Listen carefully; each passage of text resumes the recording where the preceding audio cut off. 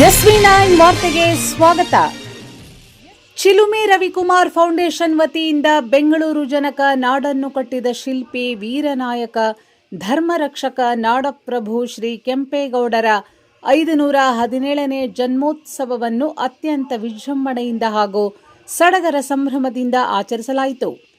ಕರ್ನಾಟಕದ ಹೆಮ್ಮೆಯ ಸಂಕೇತವಾಗಿರುವ ನಾಡಪ್ರಭು ಶ್ರೀ ಕೆಂಪೇಗೌಡರ ಆದರ್ಶಗಳು, ದೂರದೃಷ್ಟಿ, ಆಡಳಿತ ವೈಖರಿ ಹಾಗೂ ಸಮಾಜಮುಖಿ ಚಿಂತನೆಗಳನ್ನು ಸ್ಮರಿಸುವ ಉದ್ದೇಶದಿಂದ ಈ ವಿಶೇಷ ಕಾರ್ಯಕ್ರಮವನ್ನು ಆಯೋಜಿಸಲಾಗಿತ್ತು. ಬೆಂಗಳೂರಿನ ಅಭಿವೃದ್ಧಿಗೆ ಭದ್ರ ಅಡಿಪಾಯ ಹಾಕಿದ ಮಹಾನ್ ವ್ಯಕ್ತಿತ್ವಕ್ಕೆ ಗೌರವ ನಮನ ಸಲ್ಲಿಸುವ ಈ ಕಾರ್ಯಕ್ರಮದಲ್ಲಿ ನೂರಾರು ಜನರು ಉತ್ಸಾಹದಿಂದ ಭಾಗವಹಿಸಿ ನಾಡಪ್ರಭುವಿನ ಆದರ್ಶಗಳನ್ನು ಸ್ಮರಿಸಿದರು. ಕಾರ್ಯಕ್ರಮದ ಆರಂಭದಲ್ಲಿ ನಾಡಪ್ರಭು ಶ್ರೀ ಕೆಂಪೇಗೌಡರ ಪ್ರತಿಮೆಗೆ ಮಾಲಾರ್ಪಣೆ ಹಾಗೂ ಪುಷ್ಪಾರ್ಚನೆ ಸಲ್ಲಿಸುವ ಮೂಲಕ ಗೌರವ ನಮನ ಸಲ್ಲಿಸಲಾಯಿತು. ಈ ಸಂದರ್ಭದಲ್ಲಿ ವಿವಿಧ ಕ್ಷೇತ್ರದ ಗಣ್ಯರು, ಸಮಾಜದ ಮುಖಂಡರು, ಜನಪ್ರತಿನಿಧಿಗಳು, ಸಂಘ ಸಂಸ್ಥೆಗಳ ಪದಾಧಿಕಾರಿಗಳು, ಯುವಕರು ಹಾಗೂ ಸಾರ್ವಜನಿಕರು ಉಪಸ್ಥಿತರಿದ್ದು ಕಾರ್ಯಕ್ರಮದ ಗೌರವವನ್ನು ಹೆಚ್ಚಿಸಿದರು. ಈ ಸಂದರ್ಭದಲ್ಲಿ ಚಿಲುಮೆ ರವಿಕುಮಾರ್ ಫೌಂಡೇಶನ್ ವತಿಯಿಂದ ಕರ್ನಾಟಕದ ಮಾನ್ಯ ಮುಖ್ಯಮಂತ್ರಿಗಳಾದ ಶ್ರೀ ಡಿ.ಕೆ. ಶಿವಕುಮಾರ್ ಅವರಿಗೆ ಮಹತ್ವದ ಮನವಿಯನ್ನು ಮಾಡಲಾಯಿತು. ಬೆಂಗಳೂರಿನ ಐತಿಹಾಸಿಕ ಅವಿನ್ಯೂ ರಸ್ತೆ ಚಿಕ್ಕಪೇಟೆ ಪ್ರದೇಶದಲ್ಲಿ ನಾಡಪ್ರಭು ಶ್ರೀ ಕೆಂಪೇಗೌಡರ ಭವ್ಯ ಪ್ರತಿಮೆಯನ್ನು ನಿರ್ಮಿಸಿ ಅವರ ಐತಿಹಾಸಿಕ ಪರಂಪರೆ ಹಾಗೂ ಬೆಂಗಳೂರಿನ ನಿರ್ಮಾಣದಲ್ಲಿ ಅವರು ನೀಡಿದ ಅಮೂಲ್ಯ ಕೊಡುಗೆಯನ್ನು ಮುಂದಿನ ಪೀಳಿಗೆಗೆ ಪರಿಚಯಿಸುವ ಶಾಶ್ವತ ಸ್ಮಾರಕವನ್ನು ನಿರ್ಮಿಸಬೇಕೆಂದು ಸರ್ಕಾರವನ್ನು ಆಗ್ರಹಿಸಲಾಯಿತು. ಈ ಮನವಿಯ ಮೂಲಕ ನಾಡಪ್ರಭು ಶ್ರೀ ಕೆಂಪೇಗೌಡರ ಇತಿಹಾಸ ಮತ್ತು ಅವರ ಸಾಧನೆಗಳು ಶಾಶ್ವತವಾಗಿ ಉಳಿಯಬೇಕೆಂಬ ಆಶಯವನ್ನು ಫೌಂಡೇಶನ್ ವ್ಯಕ್ತಪಡಿಸಿತು. ಈ ಸಂದರ್ಭದಲ್ಲಿ ಮಾತನಾಡಿದ ಗಣ್ಯರು, ನಾಡಪ್ರಭು ಶ್ರೀ ಕೆಂಪೇಗೌಡರ ಜೀವನ ಸಾಧನೆ, ಅವರ ದೂರದೃಷ್ಟಿಯ ಆಡಳಿತ, ಧರ್ಮ ರಕ್ಷಣೆಯ ಬದ್ಧತೆ, ಜನಪರ ಆಡಳಿತ ಹಾಗೂ ಕನ್ನಡ ನಾಡಿನ ಅಭಿವೃದ್ಧಿಗೆ ಅವರು ನೀಡಿದ ಅಪಾರ ಕೊಡುಗೆಗಳನ್ನು ಸ್ಮರಿಸಿದರು. ಇಂದಿನ ಯುವ ಜನತೆ ಕೆಂಪೇಗೌಡರ ಆದರ್ಶಗಳನ್ನು ತಮ್ಮ ಜೀವನದಲ್ಲಿ ಅಳವಡಿಸಿಕೊಂಡು ಸಮಾಜಮುಖಿ ಕಾರ್ಯಗಳಲ್ಲಿ ತೊಡಗಿಸಿಕೊಳ್ಳಬೇಕು ಎಂದು ಕರೆ ನೀಡಿದರು. ಕಾರ್ಯಕ್ರಮದಲ್ಲಿ ಸಾಂಸ್ಕೃತಿಕ ಕಾರ್ಯಕ್ರಮಗಳು, ಸ್ಮರಣ ಭಾಷಣಗಳು, ಗೌರವ ಸಮರ್ಪಣೆ ಹಾಗೂ ವಿವಿಧ ಸಾಮಾಜಿಕ ಚಟುವಟಿಕೆಗಳು ನಡೆದವು. ಕಾರ್ಯಕ್ರಮದುದ್ದಕ್ಕೂ ದೇಶಭಕ್ತಿ, ಕನ್ನಡಾಭಿಮಾನ ಹಾಗೂ ನಮ್ಮ ಸಂಸ್ಕೃತಿಯ ವೈಭವ ಅನಾವರಣಗೊಂಡಿದ್ದು, ಭಾಗವಹಿಸಿದ ಪ್ರತಿಯೊಬ್ಬರಲ್ಲೂ ಹೆಮ್ಮೆ ಮತ್ತು ಸಂಭ್ರಮದ ವಾತಾವರಣ ನಿರ್ಮಾಣವಾಗಿತ್ತು. ಈ ಮಹತ್ವದ ಕಾರ್ಯಕ್ರಮವನ್ನು ಯಶಸ್ವಿಯಾಗಿ ಆಯೋಜಿಸಿದ ಚಿಲುಮೆ ರವಿಕುಮಾರ್ ಫೌಂಡೇಶನ್ನ ಎಲ್ಲ ಪದಾಧಿಕಾರಿಗಳು, ಕಾರ್ಯಕರ್ತರು ಹಾಗೂ ಸ್ವಯಂ ಸೇವಕರ ಶ್ರಮ ಶ್ಲಾಘನೀಯವಾಗಿತ್ತು. ಕಾರ್ಯಕ್ರಮದಲ್ಲಿ ಭಾಗವಹಿಸಿದ ಎಲ್ಲ ಗಣ್ಯರಿಗೆ, ಸಮಾಜದ ಮುಖಂಡರಿಗೆ, ಜನಪ್ರತಿನಿಧಿಗಳಿಗೆ ಹಾಗೂ ಸಾರ್ವಜನಿಕರಿಗೆ ಫೌಂಡೇಶನ್ ವತಿಯಿಂದ ಹೃತ್ಪೂರ್ವಕ ಕೃತಜ್ಞತೆಗಳನ್ನು ಸಲ್ಲಿಸಲಾಯಿತು. ನಾಡಪ್ರಭು ಶ್ರೀ ಕೆಂಪೇಗೌಡರು ಕಟ್ಟಿದ ಬೆಂಗಳೂರು ಇಂದು ವಿಶ್ವದ ಗಮನ ಸೆಳೆದ ಮಹಾನಗರವಾಗಿ ಬೆಳೆದಿದೆ. ಅವರ ದೂರದೃಷ್ಟಿ, ಆಡಳಿತ ಕೌಶಲ್ಯ, ಜನಪರ ಸೇವೆ ಹಾಗೂ ಕನ್ನಡ ನಾಡಿನ ಅಭಿವೃದ್ಧಿಯ ಕನಸು ಇಂದಿಗೂ ಪ್ರತಿಯೊಬ್ಬ ಕನ್ನಡಿಗನಿಗೂ ಪ್ರೇರಣೆಯಾಗಿದೆ. ಅವರ ಆದರ್ಶಗಳನ್ನು ಮುಂದಿನ ಪೀಳಿಗೆಗೆ ತಲುಪಿಸುವುದು ನಮ್ಮೆಲ್ಲರ ಜವಾಬ್ದಾರಿಯಾಗಿದೆ. ನಾಡಪ್ರಭು ಶ್ರೀ ಕೆಂಪೇಗೌಡರ ಆದರ್ಶಗಳು ಸದಾ ನಮ್ಮನ್ನು ಮುನ್ನಡೆಸಲಿ. ಅವರ ತ್ಯಾಗ, ಸೇವೆ, ಧರ್ಮನಿಷ್ಠೆ ಹಾಗೂ ದೂರದೃಷ್ಟಿಯ ಆಡಳಿತ ನಮ್ಮೆಲ್ಲರಿಗೂ ಸದಾ ಸ್ಫೂರ್ತಿಯಾಗಲಿ. ಜಯ ನಾಡಪ್ರಭು ಶ್ರೀ ಕೆಂಪೇಗೌಡ, ಜಯ ಕರ್ನಾಟಕ.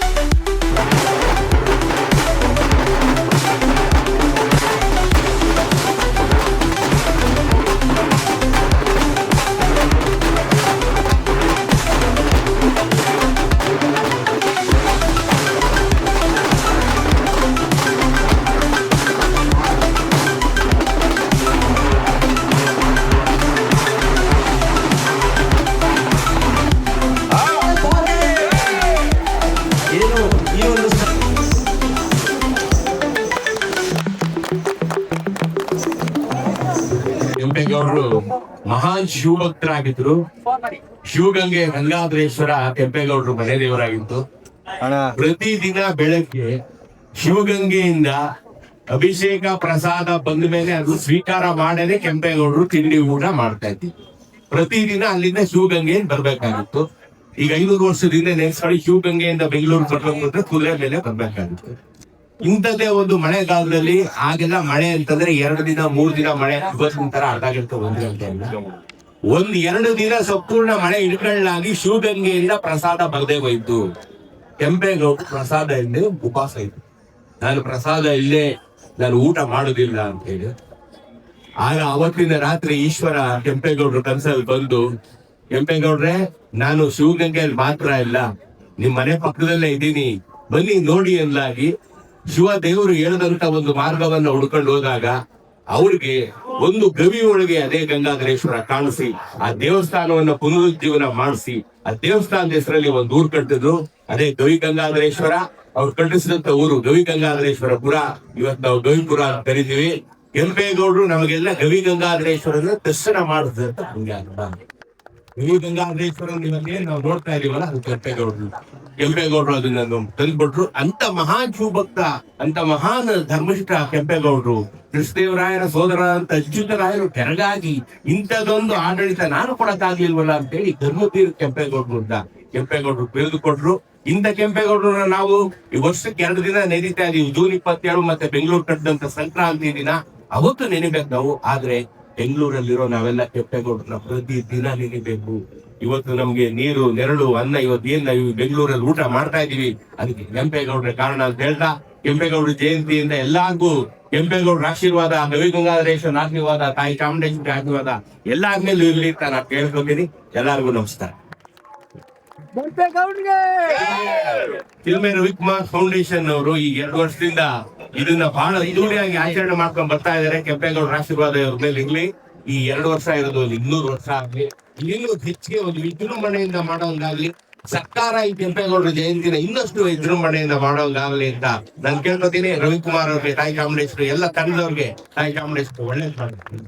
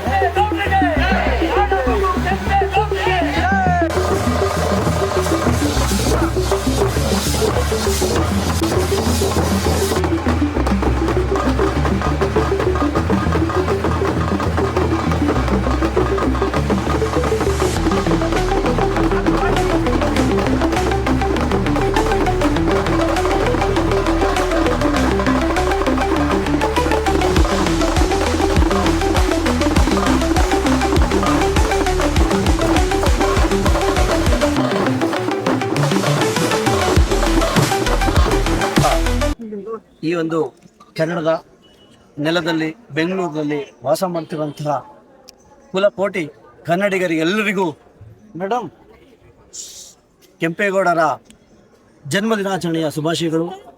ನಾವೆಲ್ಲರೂ ಈ ಒಂದು ಬೆಂಗಳೂರಿನಲ್ಲಿ ಕೆಲವರು ಅನ್ನ, ಉದ್ಯೋಗ ಮತ್ತೆ ಹಲವಾರು ರೀತಿಯ ಕೆಲಸಗಳನ್ನು ಹುಡಿಕೊಂಡು ಜೀವನವನ್ನು ಮಾಡುವಂಥ ಒಂದು ಉದ್ದೇಶದಿಂದ ನಾವೆಲ್ಲರೂ ಬೆಂಗಳೂರಿಗೆ ಬಂದಿದ್ದೀವಿ. ಮತ್ತೆ ಹಲವಾರು ಇಲ್ಲೇ ನೂರಾರು ವರ್ಷಗಳ ಕಾಲದಿಂದ ಇಲ್ಲೇ ಹಲವಾರು ಜನ ಸಾರ್ವಜನಿಕರು ಇಲ್ಲೇ ವಾಸವಾಗಿದ್ದಾರೆ. ಎಲ್ಲರೂ ಇವತ್ತು ನಾವು ಕೆಂಪೇಗೌಡರವರನ್ನ ಸ್ಮರಿಸ್ಕೊಳ್ಳುವಂಥ ದಿನ. ನಾವೇನಾದರೂ ದೇವರೆಲ್ಲಾದರೂ ಇದ್ದಾನೆ ಮನುಷ್ಯ ರೂಪದಲ್ಲಿ ಅಂತ ಹೇಳಿದ್ರೆ ಅದು ಕೆಂಪೇಗೌಡರು ಅಂದರೆ ತಪ್ಪಾಗಲಾರದು. ಯಾಕಪ್ಪ ಅಂತ ಅಂದರೆ ಇವತ್ತು ಏನು ನಾವು ಮಾಡೋಂಥ ಕೆಲಸದಲ್ಲಿ ದೇವರನ್ನ ಕಾಣಬೇಕು ಅನ್ನೋದು ನಮ್ಮೆಲ್ಲರ ನಮ್ಮ ಒಂದು ಇವತ್ತು ನೆನೆಸ್ಕೊಳ್ಳುವಂಥ ಒಂದು ಕ್ಷಣ.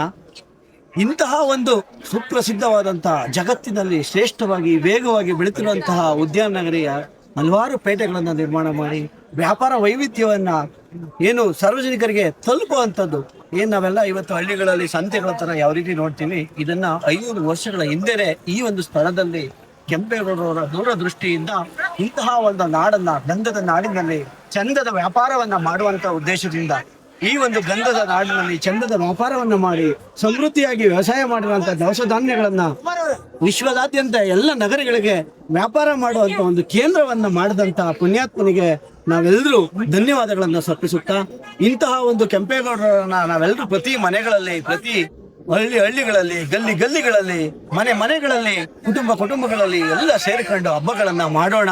ಕೆಂಪೇಗೌಡರು ಫೋಟೋ ಇಟ್ಟು ಪೂಜೆ ಮಾಡೋಣ.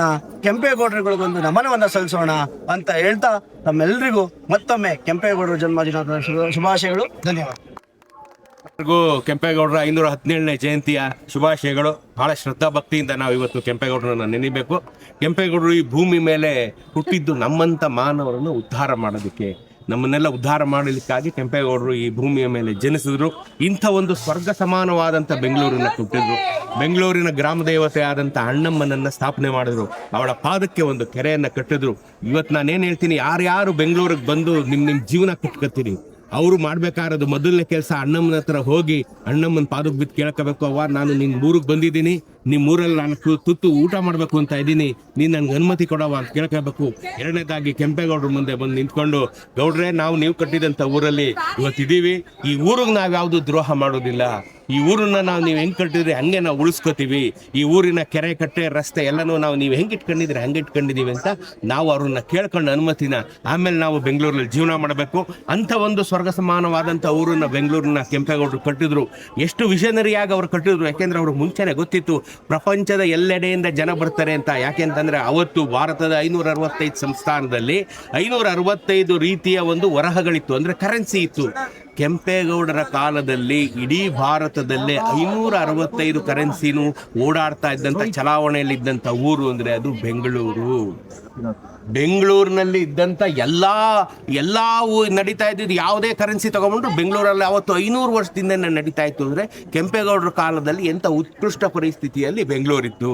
ಬೆಂಗಳೂರೇನು ಇವತ್ತು ನೀವು ಕಟ್ಬಿಟ್ಟು ಬೆಂಗಳೂರು ಆಗೋಗ್ಲಿಲ್ಲ, IT ಬಂದ್ಬಿಟ್ಟು ಬೆಂಗಳೂರು ಆಗೋಗ್ಲಿಲ್ಲ. ಕೆಂಪೇಗೌಡರು ಕಟ್ಟಿದಾಗ್ಲೇ ಇದು ಅವತ್ತು ಜಗತ್ತಿನಾದ್ಯಂತ ಪ್ರಖ್ಯಾತಿಯನ್ನು ಹೊಂದಿದ್ದಂಥ ಊರು ಬೆಂಗಳೂರಾಗಿತ್ತು.